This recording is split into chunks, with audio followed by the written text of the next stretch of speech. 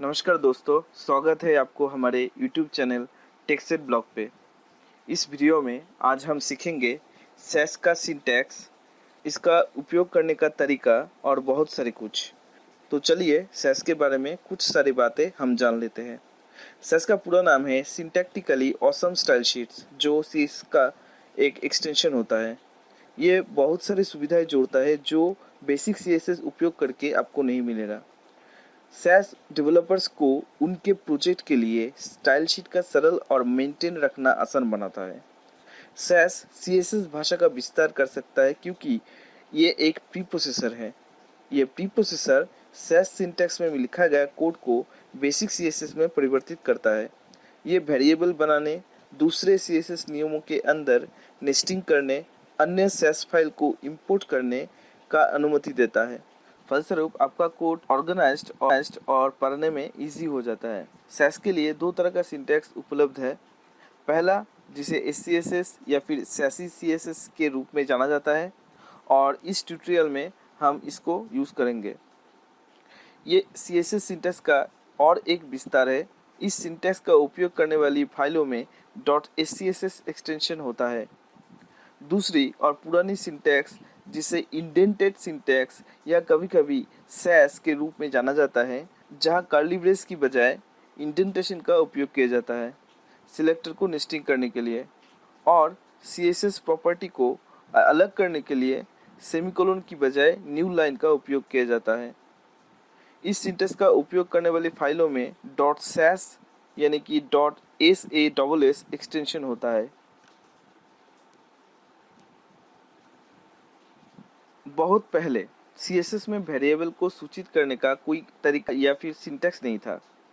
अब तो var बोलकर एक मेथड उपयोग होता है वेरिएबल बनाने के लिए। उसके बावजूद वो इतना कारगर नहीं है जितना कि सैस में होता है। जावास्क्रिप्ट के समान सैस में भी डेटा को स्टोर करने के लिए वेरिएबल को डिक्लेयर किया जाता है। जावास्क्रिप्ट में वेरिएबल को डिक्लेयर करने के लिए var, let और const कीवर्ड की उपयोग होता है, जहां पर सैस में वेरिएबल डॉलर से शुरू होता है और इसके बाद आता है वेरिएबल का नाम। यहाँ पर आप देख सकते हैं डॉलर मेन फॉन्ट्स बोल के एक वेरिएबल यहाँ पर डिक्लेयर किया गया है और उसका वैल्यू जो है कोलोन साइन के बाद ये लिखा गया है एरियल सैंस सेरिफ। उसके बाद और एक वेरिएबल बनाया गया है जिसका नाम दिया गया है हेडिंग कलर। का कलर है ग्रीन। तो अब अगर इसको आप यूज़ करना चाहते हैं तो कैसे यूज़ कर सकते हैं? आपको सिर्फ CSS प्रॉपर्टी का नाम लिखना होगा, उसके बाद कोलोन देके उस वेरिएबल जो है उस वेरिएबल को आपको लिखना पड़ेगा। वैसे ही यहाँ पर फॉन्ट फैमिली जो दिया गया है वो है मेन फॉन्ट्स, और कलर को जो कलर प्रॉपर्टी का जो वैल्यू है उसमें दिया गया है हेडिंग्स कलर्स। सो ऐसे करके आप वेरिएबल को यूज़ कर सकते हैं। जब कुछ HTML एलिमेंट को एक ही तरह का रंग आवश्यकता हो तब वेरिएबल उपयोगी होता है। अगर उस रंग को बदलना है तो आपको सिर्फ उस वेरिएबल का वैल्यू ही चेंज करना पड़ता है।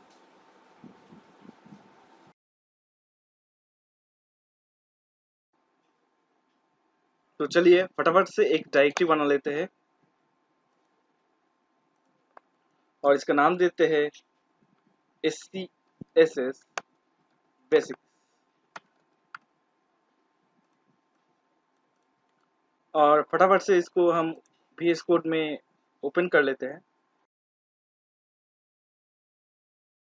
तो सैस के लिए हमें एक एक्सटेंशन चाहिए, तो इस आइकॉन में क्लिक करना है हमें और यहाँ पर लिखना है लाइव SCSS कंपाइलर। तो लाइव सैस कंपाइलर ये जो है ऋतिक दे इसको बनाया है, तो हम इसको इंस्टॉल कर लेते हैं।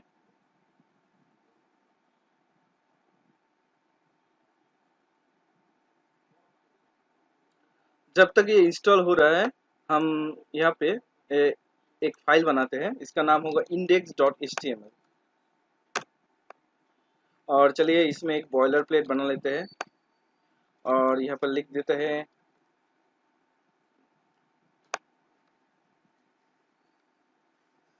Cess basics.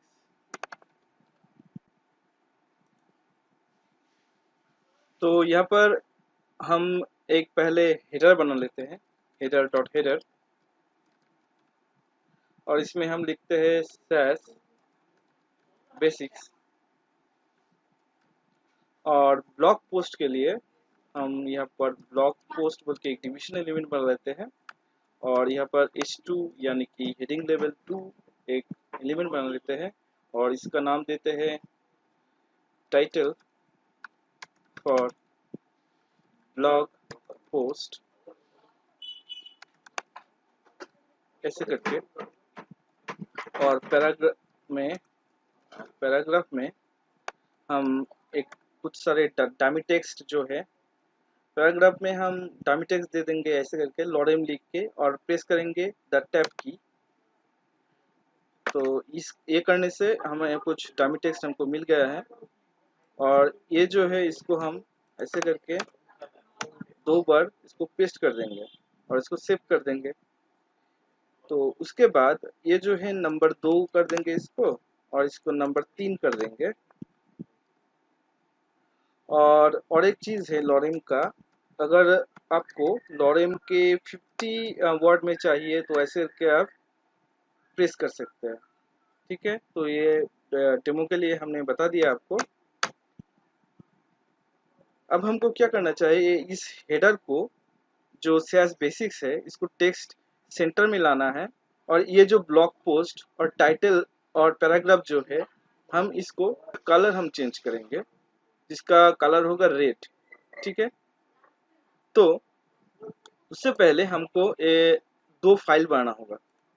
एक होगा style.css, और इसको हम क्लोज कर देते हैं, और इसको हम इंक्लूड करेंगे इस टाइटल के बाद इस इंडेक्स फाइल में। सेव करते हैं। अब यहाँ पर और एक फाइल बनाएंगे जिसमें हम काम करेंगे, जिसका नाम होगा style.scss। इसमें ध्यान दीजिए, ये scss का एक्सटेंशन आपको चाहिए इस फाइल को यूज करने के लिए। उसके बाद इंटर प्रेस कीजिए, और ये जो है ये हमको लाइव में इसको रिलोड करना है। और ये जो फाइल है, हम और एक एक्सटेंशन यूज करेंगे जिसका नाम होगा लाइव सर्वर। तो लाइव सर्वर इंस्टॉल करने के लिए यहाँ पर जो आइकॉन दिया गया है, यहाँ पर ऑलरेडी लाइव सर्वर है। अगर आप यहाँ पे सर्च करेंगे लाइव सर्वर, तो इसमें अ, ये देखिए यहाँ पर सेक्योर एक आइकॉन है। तो ऑलरेडी मैं इसको इंस्टॉल कर चुका हूँ। अगर इंस्टॉल नहीं है तो यहाँ पर आप देख पाएंगे इंस्टॉल बटन, तो यहाँ पर क्लिक कीजिएगा तो वो इंस्टॉल हो जाएगा, जैसे कि हम लाइव सैस कंपाइलर इंस्टॉल किए थे वैसे ही। आप यहाँ पर देख सकते हैं गो लाइव बोल के एक बटन भी दिया गया है। 3 तरीके से आप इसको लाइव चला सकते हैं। एक है राइट क्लिक करके, दूसरा है गो लाइव में क्लिक करके, तीसरा है यहाँ पर जब आप क्लिक करेंगे यहाँ पर शॉर्टकट की दिया गया है Alt+L Alt O। तो मतलब कि Alt होल्ड करके L और O दबा के आप इसको ओपन कर सकते हैं। ठीक है, तो हम लोग क्या करेंगे, इसमें क्लिक करेंगे, और ये क्लिक करके 5500 में पोर्ट में ये ओपन हो गया है। तो हम क्या करेंगे, इस VS कोड को ऐसे करके यहाँ पर स्नैप कर देते हैं, और हमारा जो ब्राउज़र है इसको राइट साइड में स्नैप कर देते हैं। तो हमें ऐसे करके इसको यहाँ पर रख देते हैं, और इसको हम इसी तरह इसको ड्रैग कर लेते हैं। ठीक है, तो हमारे पास लाइव सर्वर भी है, हमारे पास लाइव सर्वर है, हमारे पास सैस कंपाइलर है जो कि ऑटोमेटिकली वॉच करेगा हमारे इस सैस फाइल को।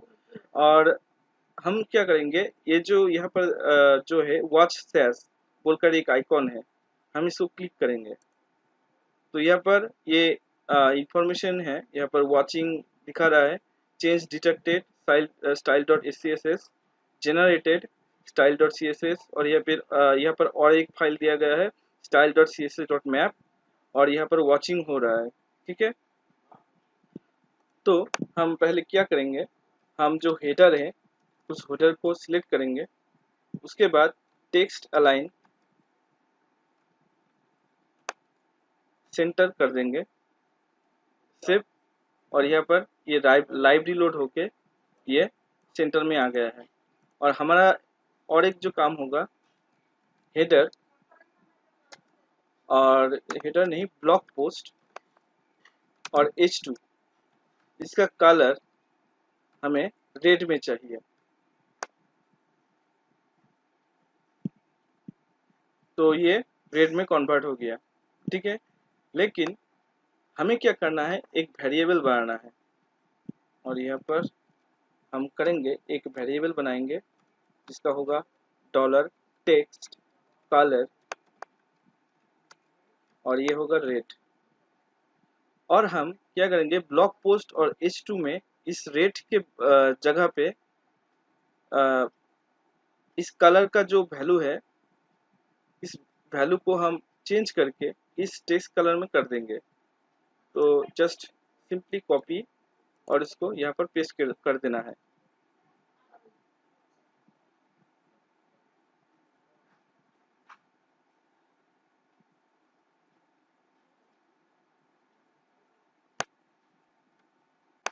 एक्चुअली ये पोर्शन में नहीं होगा, रेड में होगा। तो इसको करके हम इसको सेव करते हैं, और इसका सैस जो ये जो फाइल है इसका कलर चेंज हो चुका है। तो यहाँ पर हम जाएंगे style.css में। तो अब देख सकते हैं टेक्स्ट अलाइन सेंटर और ब्लॉग पोस्ट और H2 में इसका कलर रेड हो गया है।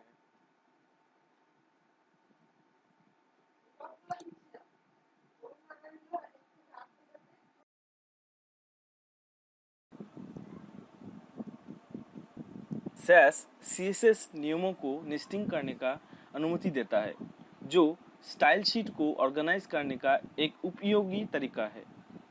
आमतौर पर प्रत्येक HTML एलिमेंट को स्टाइल करने के लिए एक अलग लाइन पर टारगेट किया जाता है। एक बड़ी प्रोजेक्ट के लिए CSS फाइल में कई लाइनें और नियम होंगे। ये वो जगह है जहां पेरेंट एलिमेंट स्टाइल रूल के अंदर चाइल्ड एलिमेंट स्टाइल रूल को नेस्टिंग करके अपने कोड को ऑर्गेनाइज करने में मदद कर सकता है। तो आज हम इस नेस्टिंग टेक्निक का उपयोग करके ब्लॉग पोस्ट के अंदर दोनों चाइल्ड एलिमेंट के लिए CSS नियमों को रीऑर्गेनाइज कर सकते हैं।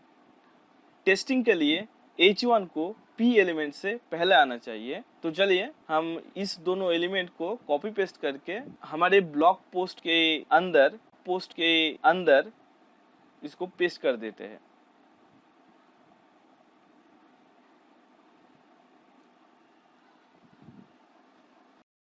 सैस में मिक्सिन्स CSS डिक्लेरेशन का एक समूह है जिसे पूरे स्टाइल शीट में रीयूज किया जा सकता है। नई CSS विशेषताएं पूरी तरह से अपनाए जाने और सभी ब्राउज़रों में उपयोग करने के लिए तैयार होने से पहले समय लेता है। जैसे कि ब्राउज़र में सुविधाएं जोड़ी जाती है, इसीलिए उनका उपयोग करने वाले CSS नियमों में वेंडर प्रीफिक्स की आवश्यकता हो सकती है। चलिए इस CSS स्टाइल को एक बार बारीकी से देख लेते हैं। तो यहाँ पर आप देख सकते हैं WebKit box shadow 0 pixel, 0 pixel, 4 pixel, और उसके बाद व्हाइट कलर का एक शेडो दिया है। उसके बाद वेंडर प्रीफिक्स मोजिला ब्राउज़र के लिए ये जो देख रहे हैं आप, मोज बॉक्स शेडो, और ये जो MS लिखा है ये माइक्रोसॉफ्ट के जो ब्राउज़र है उसमें ये अप्लाई होता है, और बॉक्स शेडो जो है ये डिफ़ॉल्ट है। ऐसे बहुत सारे एलिमेंट है जिसमें बॉक्स शेडो स्टाइल देने के लिए फिर से नियमों को लिखना पड़ता है, या फिर अलग अलग इफेक्ट देने के लिए वैल्यू को बदलना होता है। मिक्सिन CSS के लिए फंक्शन की तरह काम करता है। इस उदाहरण पे आप देख सकते हैं मिक्सिन्स को कैसे बनाया जा सकते हैं। डेफिनेशन की शुरुआत मिक्सिन से होती है और उसके बाद एक मिक्सिन का नाम होते हैं। इस मिक्सिन में जो पैरामीटर का उपयोग किया गया है वो ऑप्शनल है। किसी भी समय अगर बॉक्स शेडो की आवश्यकता होती है तो एक लाइन का कोड लिखने से ही ये मिक्सिन उस सारे नियमों को लिख देता है। इस मिक्सिन का उपयोग करने का तरीका है इंक्लूड डायरेक्टिव और मिक्सिन का नाम। इस ट्यूटोरियल में हमें एक मिक्सिन बनाना है जिसका नाम होगा बॉर्डर रेडियस, और ये मिक्सिन एक रेडियस पैरामीटर लेगा।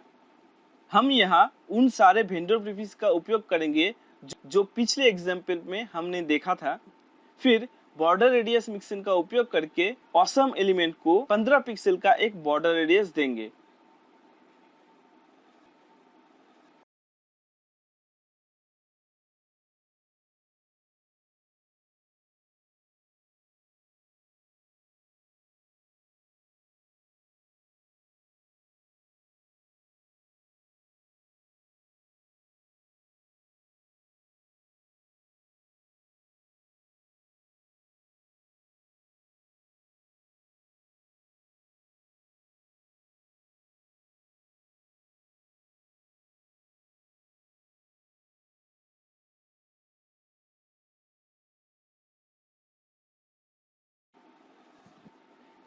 सैस में इफ डायरेक्टिव एक स्पेसिफिक परिस्थिति के लिए उपयोगी होता है। ये जावास्क्रिप्ट जैसा इफ स्टेटमेंट की तरह काम करती है, और जावास्क्रिप्ट की तरह इफ एल्स और एल्स डायरेक्टिव उपयोग होता है अधिक शर्त देने के लिए, जैसे कि यह।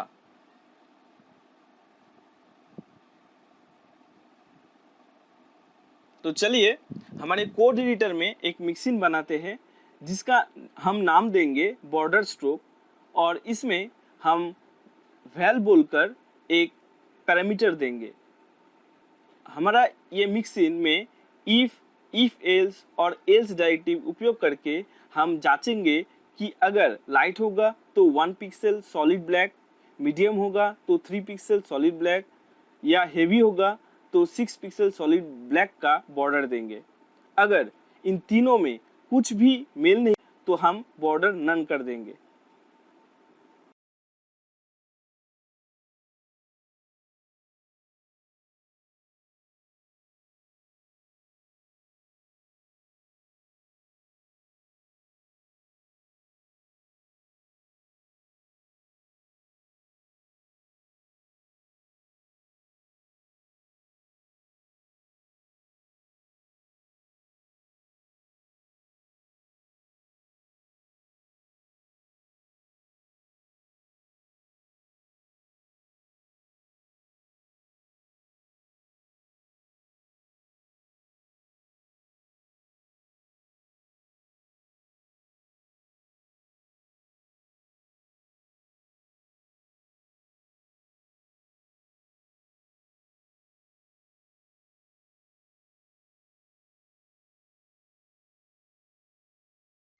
फॉर डायरेक्टिव स्टाइल को लूप में जोड़ता है, जो जावास्क्रिप्ट में फॉर लूप की समान है।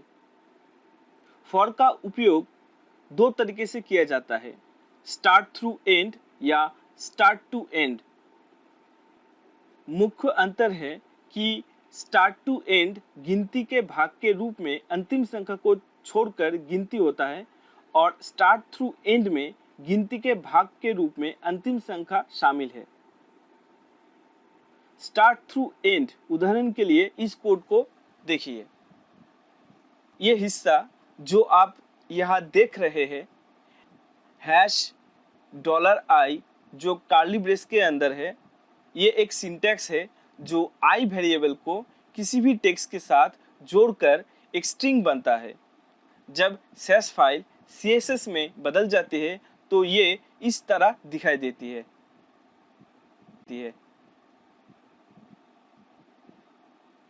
ये ग्रिड लेआउट बनाने का एक पावरफुल तरीका है।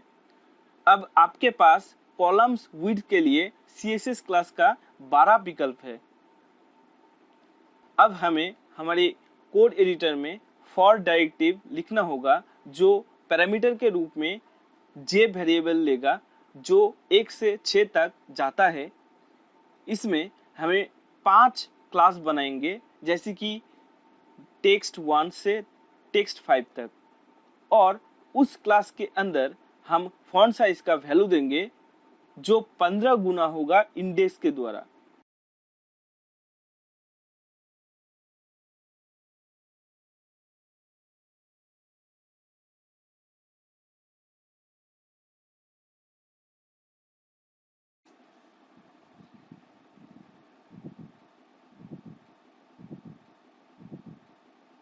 सैस में ईच नाम का एक डायरेक्टिव उपयोग होता है जो कि एक मैप या लिस्ट में उपलब्ध प्रत्येक आइटम पर लूप चलाता है।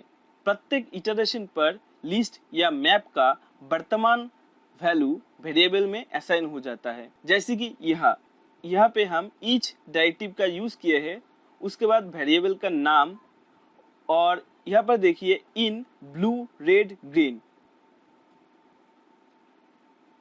ये एक लिस्ट है। तो लिस्ट के अंदर हम हैश और डॉलर कलर एक कर्ली ब्रेसेस में लिया है और उसके बाद हाइफन देके टेक्स्ट लिखा है। और यहाँ पर आप देख सकते हैं कोड ब्लॉक में कलर हम वही कलर असाइन किए हैं। मैप में थोड़ा अलग सिंटैक्स होता है, जैसे कि यहाँ आप देख सकते हैं। इस मैप में हमने कलर बोल के एक वेरिएबल तैयार किया है जिसका हम दिया है कलर 1 ब्लू, कलर 2 रेड और कलर 3 ग्रीन। अब हमें ईच डायरेक्टिव को यूज करके पैरामीटर के रूप में की और उसके बाद कलर इन कलर्स ये लिखकर, जो हम पिछले एग्जाम्पल में किए थे वैसे ही कलर के बाद कलर वेरिएबल को एक कर्ली ब्रेसेस में रखकर उसके बाद हाइफन देके टेक्स्ट, और हमारे कोड ब्लॉक में कलर को हम ये जो कलर वेरिएबल है ये असाइन कर दिया है। ध्यान दीजिए इस केस में रेफरेंस करने के लिए की वेरिएबल की आवश्यकता होता है, अन्यथा कंपाइल्ड सीएसएस में कलर 1, कलर 2 ऐसे करके रहता। हमने जो दो उदाहरण देखे थे उस उदाहरण से हम ये सीएसएस को लिख सकते हैं। अब हमारे कोड एडिटर में ये करना है कि एक लिस्ट में जिसके अंदर ब्लैक, ब्लू, रेड वैल्यू है उसके ऊपर ईच डायरेक्टिव का उपयोग करेंगे और उसके बाद प्रत्येक लिस्ट आइटम को एक वेरिएबल असाइन करना है और कलर बीजी क्लास में रूपांतरण करना है और प्रत्येक क्लास में संबंधित रंग का बैकग्राउंड कलर सेट करेंगे।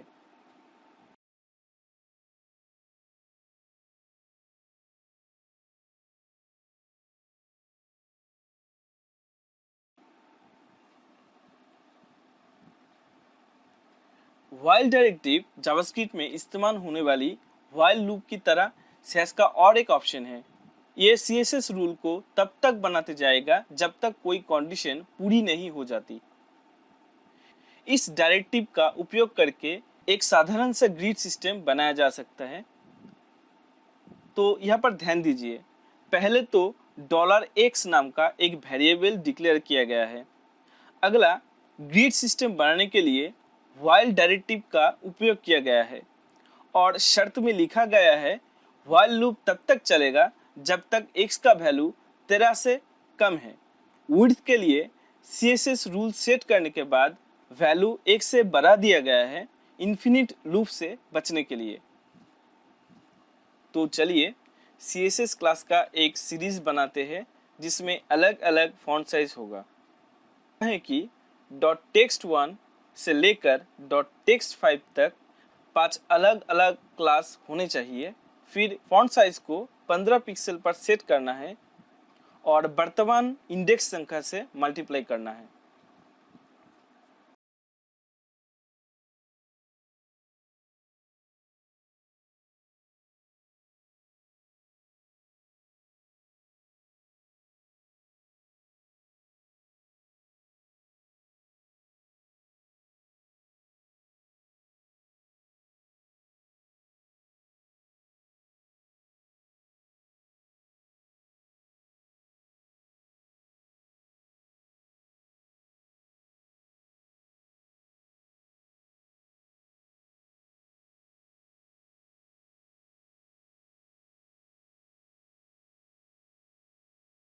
सैस में पार्शियल्स का मतलब है अलग अलग फाइलें जो सीएसएस कोड के सेगमेंट रखती है। इन्हें अन्य सीएसएस फाइल में इंपोर्ट करके इसको यूज किया जाता है। समान कोड को एक ही मॉड्यूल में ग्रुप करके व्यवस्थित रखने का ये एक शानदार तरीका है। इन पार्शियल्स के नाम अंडरस्कोर कैरेक्टर से शुरू होता है, जो सैस को बताता है कि ये CSS का एक छोटा सा खंड है और इसे CSS फाइल में परिवर्तित नहीं करना है। इसके अलावा सैस फाइलें .scss एक्सटेंशन के साथ समाप्त होती है। कोड को आंशिक रूप से किसी अन्य सैस फाइल में लाने के लिए इंपोर्ट डायरेक्टिव का उपयोग होता है। उदाहरण के तौर पर, यदि सभी मिक्सिन अगर मिक्सिन्स SCSS फाइल में वर्तमान है और आप उसे अगर अपनी मेन SCSS फाइल में चाहिए, तो उन्हें मेन फाइल में कैसे उपयोग किया जाता है वो आप यहाँ पर देख सकते हैं। ध्यान दीजिए कि इंपोर्ट करते समय अंडरस्कोर और फाइल एक्सटेंशन की आवश्यकता नहीं है, क्योंकि सैस समझता है ये एक पार्शियल्स है। एक बार अगर एक पार्शियल्स को इंपोर्ट किया जाता है तो उस फाइल्स में सभी वेरिएबल्स, मिक्सिन और अन्य कोड का उपयोग करने के लिए उपलब्ध हो जाता है। तो अब हम हमारे कोड एडिटर में लाइव देखेंगे कैसे पार्शियल्स को इंपोर्ट किया जाएगा। हमें सिर्फ वेरिएबल SCSS फाइल को हमारी मेन SCSS फाइल में इंपोर्ट करना है।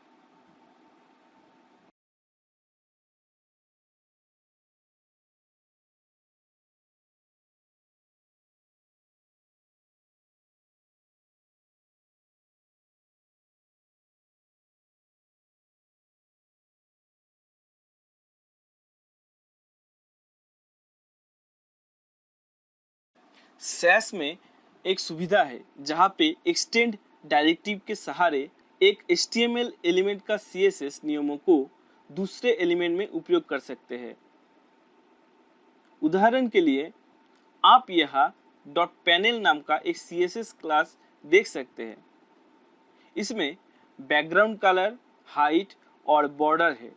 अब आप एक और पैनल चाहते हैं जिसका नाम बिग पैनल है। इसका बेस प्रॉपर्टी पैनल के समान है, लेकिन इसे विड्थ और फॉन्ट साइज की भी आवश्यकता है। पैनल से प्रारंभिक CSS नियमों को कॉपी और पेस्ट करना संभव है, लेकिन जब आप अधिक प्रकार के पैनल जोड़ते हैं तो कोड हो जाता है रिपीटिटिव। एक नियमों में लिखा गया कोड को रीयूज करने का एक सरल तरीका है एक्सटेंड डायरेक्टिव, जो हम दूसरे एलिमेंट के लिए उपयोग कर सकते हैं। तो बिग पैनल में नया स्टाइल के अलावा पैनल के जैसा समान स्टाइल भी उपलब्ध है। अब हमारे कोड एडिटर में इन्फो इम्पोर्टेंट बोलकर एक CSS क्लास बनाना है जो इन्फो क्लास को एक्सटेंड करेगा और उसका बैकग्राउंड कलर मैजेंटा भी रहेगा।